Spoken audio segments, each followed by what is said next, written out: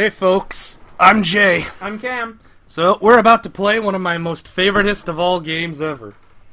Mario Party 3. Absolutely, that's what this is. Can't you tell? Isn't it a party?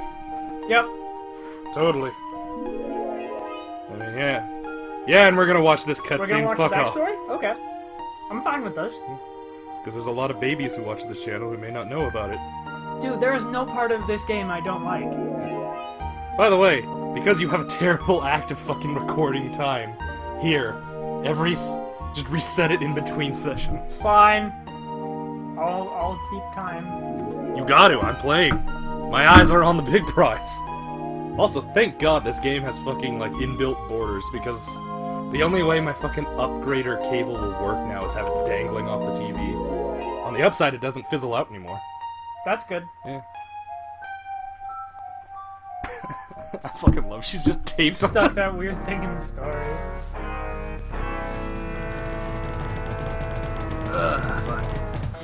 I love it if you could just stick shit in history books and it would just work like that.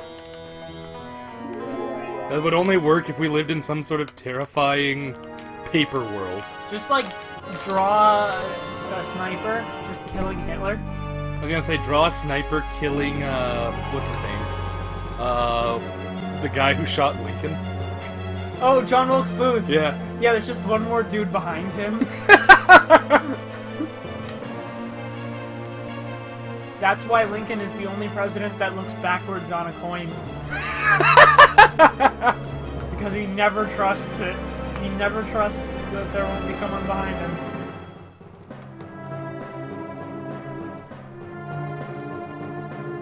Oh no. Oh, it also turns out that U.S. president is the occupation that's most likely to get you assassinated.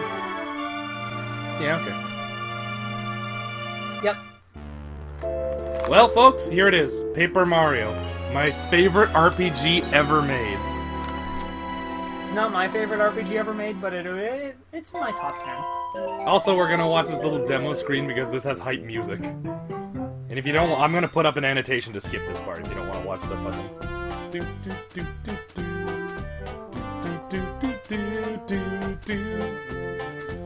So I want to take this time to fucking talk about... This game has aged remarkably well. It looks just pixely enough to make it look like it's, like... older, but, like, the 3D isn't, like, horrifying and jagged like PS1 games. Yeah, well, PS1s couldn't track pixels in three-dimensional space. Nope. Well, N64 also had a little bit of trouble with, like, 3D textures, but, like, this one was, like, that perfect balance of simple but there. Yeah, the N64 couldn't handle textures, and the PS1 couldn't track in three-dimensional space. So that's why that's why games with a higher poly count look better on the N64. But 2D shit, like truly 2D shit, tends to look better on the PS1. Yeah, well, it wasn't, like... I was about to say, like... It's funny that I'm mentioning this when we're playing a fucking game about being paper, but there wasn't that much 2D shit on the N64. Yeah. Like when That's exactly it. The N64 knew where the shit was going. Yeah. I was gonna say, when Nintendo backs a gimmick, it doesn't back down. Right, the only thing Nintendo Unless did, your eyeballs bleed. Then they'll back down. Nintendo basically made one decision that fucked them, and that was to use cartridges instead of CDs. Publishers loved the fact that CDs were way the fuck cheaper to mass produce. Yep. Whereas cartridges were more consumer-friendly. But not everyone cares about consumer friendliness. Apparently not. Man, this guy was my favorite boss. I thought he was the most ill-conceived boss in the game. You live in a world where invisible blocks are a thing. Why not just hide your heart there? Because you also live in a world where there's a guy who specializes entirely in finding hidden blocks, and guess what? Good He's your point. opponent. Good point. So instead, you put him behind the thing where he shouldn't have logically had the item to get. It's a good point, actually. Alright, folks, we're actually gonna start this legit now. No more spoilers. Yeah. Who the fuck is Jerio? Me okay. trying to be clever as a small child.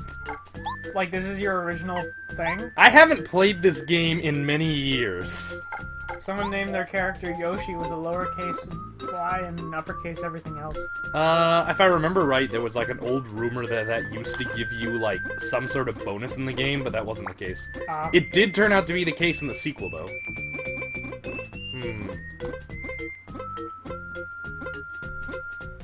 Make it Mario. Oh. Mario. Name him Reggie. No.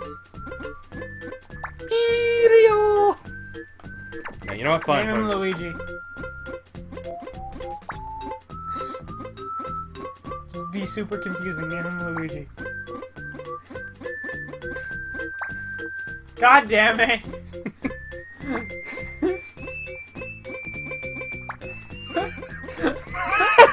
Luigi.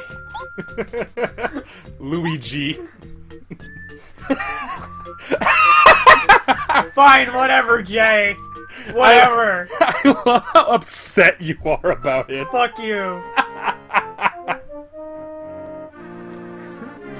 That house is labeled wrong. It should clearly be the residence of Luigi and Luigi. God damn it. Am I the only one impressed by how well that worked?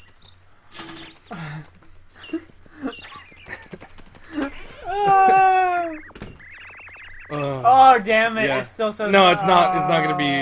It's not like Super Mario RPG where they didn't give a fuck. No. Damn it! Hey, Luigi. Hey, Louie. Oh fuck. You know what? Fuck it. If I have a kid now, I'm naming him Luigi. Oh boy, this has never been a trap.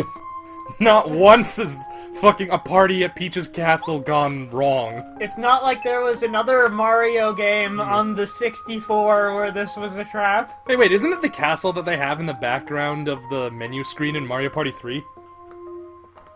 Yes. They just zoomed in Mario Party 3. Reused assets. Man, why the hell not? It's also the same curtain they pull back. Well, that's true. That's why I said Mario Party 3 when it opened. I think that's also the same, like, style of curtain they pulled back in, what's that called? Mario... The one that was a Mario dream. 3. Yeah, okay. And Kirby's Epic Yarn. Yeah. Nintendo really fond of the stage gimmick. It's almost like... It's almost like it's a good gimmick. Yeah, it's almost like it's a gimmick that explains away a lot of the problems anyone would have logically with any game they It's a make. stage play, shut up. Why would Kirby do... Maybe because we're following the dramatic stylings of a fucking play.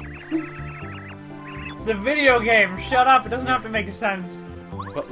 It's like Five Nights at Freddy. Why don't you just take, like, a bat or something? Because it's a video game. Shut up! Look, are you here to have fun or are you here to have solutions? Pick one. Alright, so I'm not gonna bother talking to everybody. Oh wait, no, I think that actually might be the objective of this part. Is it? I wasn't paying attention. Let's find out. Oh, I forgot you could twirl! Nope. I'm Twirl going... everywhere, Jay. Woo!